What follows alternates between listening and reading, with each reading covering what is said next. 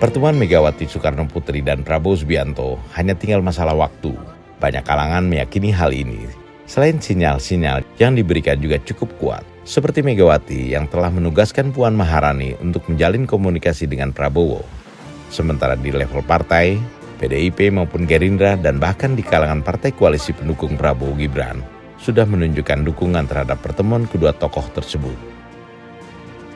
Terkait anggapan bahwa jika Mega dan Prabowo berkoalisi, maka tidak ada oposisi yang bisa menjadi penyeimbang kekuasaan.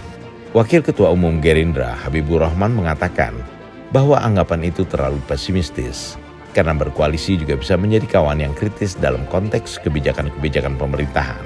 Koalisi yang kritis ini justru lebih baik ketimbang hanya memenuhi syarat formal adanya oposisi tapi bersikap politik sekedar asal beda dengan kebijakan pemerintah.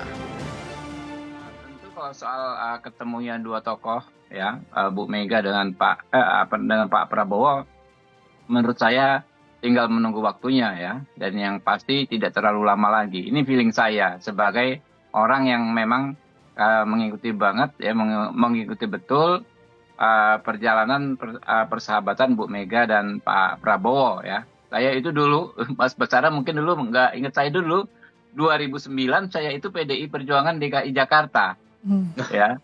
Dan anak buah Pak Audi Tambunan waktu kampanye ya, kita ikut akhirnya ya, karena gerbong PDI terlalu panjang saya ikut Gerindra setelah pemilu. Jadi saya tahu banget persahabatan dua tokoh bangsa ini. Nah, soal apakah hasil dari pertemuan tersebut koalisi sama-sama di pemerintahan atau bukan, saya juga perlu menyampaikan pendapat-pendapat di masyarakat yang sebaliknya ya. Ada masyarakat yang mengatakan harus ada, kayak tadi kata Pak Burhan ya, harus ada oposisi. Kalau nggak ada oposisi atau nggak ada yang di luar pemerintahan, tidak sehat. Nah, saya pikir ada pertimbangan juga di masyarakat. Jangan sampai juga ada semacam keharusan formal saja ya. Misalnya ada penyeimbang yang sekedar formal ada. Nah, lebih baik menurut saya daripada kekuatan penyeimbang di luar pemerintahan yang sekedar formal hanya karena harus ada oposisi menurut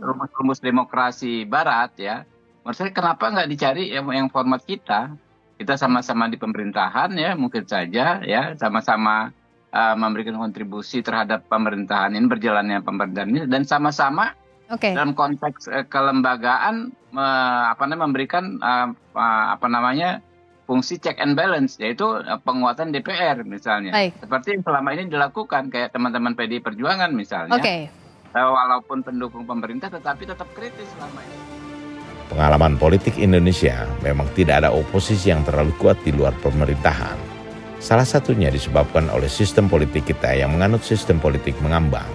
Dalam sistem ini, partai politik tidak terlalu kuat dalam memainkan basis ideologinya, tapi lebih pada memperhatikan kepentingan dan kemaslahatan masyarakat.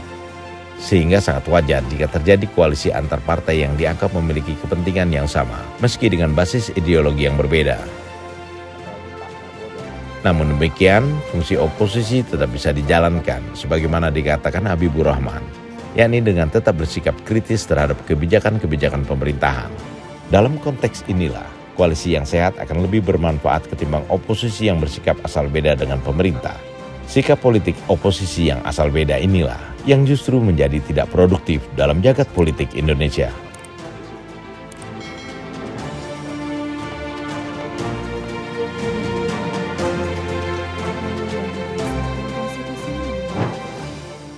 Prabowo Gibran, Men of Our Time.